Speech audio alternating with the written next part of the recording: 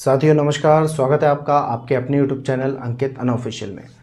दोस्तों आज हम लोग बात करने वाले हैं कि जैसा मैंने आपको पुरानी वीडियोस में मैं कहता हूं, कमेंट्स में बताता हूं कि यदि आपका कोई रेगुलर कोर्स 50% कंप्लीट हो चुका है तो किस बिहाफ पे मैं ये कहता हूं कि आप सीएल लेके उसको कंप्लीट कीजिए। आप लोग कहते हैं सर ये आप बोल देते हैं, इसका क्या प्रूफ है या फिर ऐसा कैसे हो सकता है सर, 50% कैसे पता लगेगा। सारी बातें आज मैं आप लोगों को क्लियर कर दूंगा।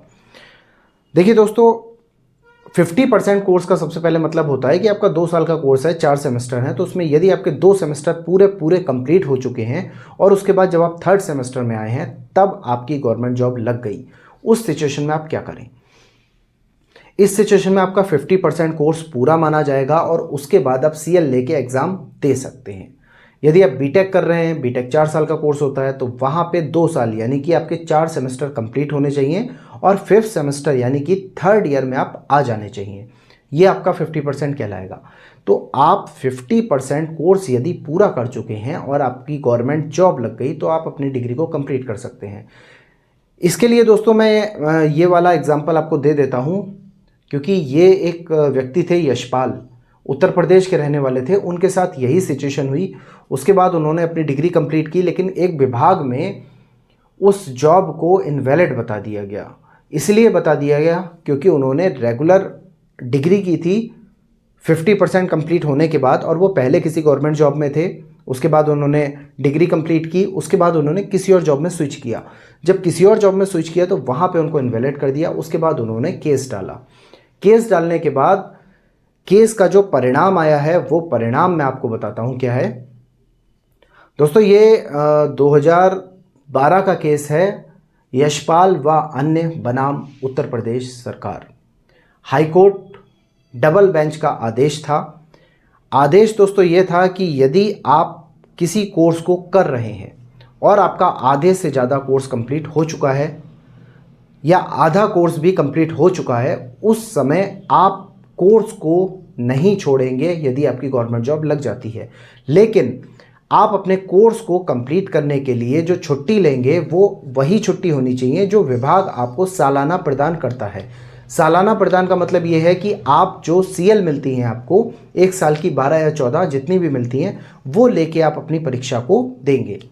यहाँ पे आप मेडिकल नहीं ले सकते, ईएल नहीं ले सकते, ये दोनों चीज़ें आप नहीं ले सकते। केवल आप अपनी सीएल ले सकते हैं जो आपको सालाना मिलती हैं।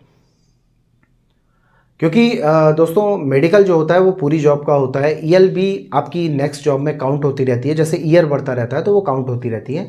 यहाँ पे हाईकोर्ट की डबल बेंच ने हमको केवल सीएल का ही ऑप्शन प्रदान किया है। तो इस तर्ज पे किसी भी, अगर मैं राज्य की बात करूं तो दोस्तों हाईकोर्ट का आदेश जो होता है किसी भी राज्य का, वो हर राज्य में मान्य होता है। माना सुप्रीम कोर्ट का मान्य होता है, लेकिन आप उसकी एक कॉपी अपने भी राज्य में लगा सकते हैं उस आदेश की, तो आपको कोई भी दिक्कत नहीं आएगी। आपके यहाँ का कोर्ट जो भी होगा, उच्च न्यायालय, वो न्यायालय भी उस ही फैसले के बिहाफ पे अपना फैसला देगा।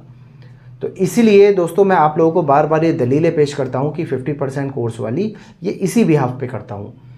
आप चाहे नेट पे इसको देख भी सकते हैं, पूरा आपको इसका आदेश वहाँ पे मिल जाएगा और उसके बाद आप भी निश्चिंत हो सकते हैं। मैं बिल्कुल नहीं कहता किसी भी बात पे डायरेक्ट भरोसा करें। आप जब तक इसको देखेंगे नहीं, आपको प्रूफ नहीं मिलेगा, तब तक भरोसा नहीं करना चाहिए।